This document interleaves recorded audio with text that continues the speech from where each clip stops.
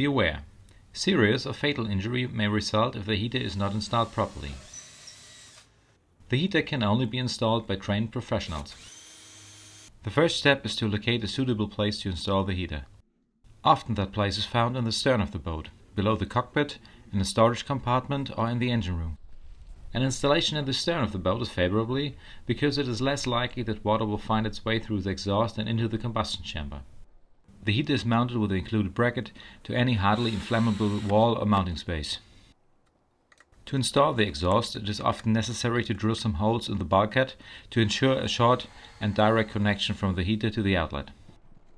The diameters of the holes need to be chosen wide enough so that the exhaust will not touch any surface, as it will get very hot.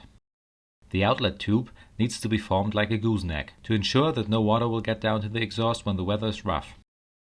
Next, the tube is connected to the outlet with the provided hose clamp.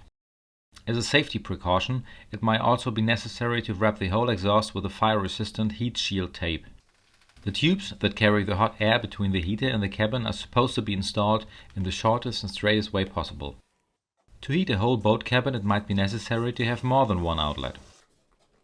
For that, the heater duct needs to be splitted with Y connectors.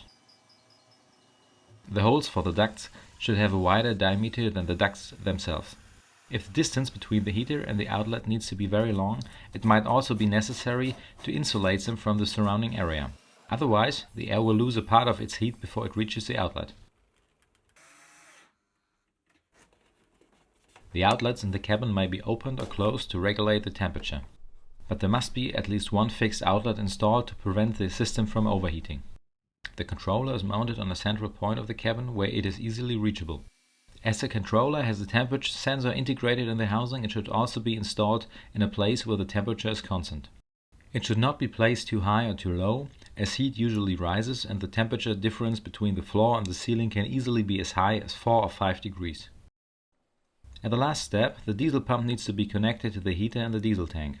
This can either be done by installing a T-connector in the hose between the fuel filter and the engine, or by installing a new withdrawal tube in the tank. Programming the control is pretty easy. You just have to choose the desired temperature in the menu, then the running time between 10 minutes and open end, and finally hit OK. The red light around the button indicates that the heater is working. In a couple of minutes, warm air will flood the cabin.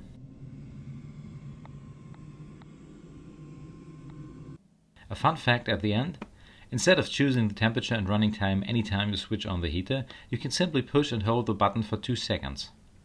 The heater then remembers the last settings and take them up again.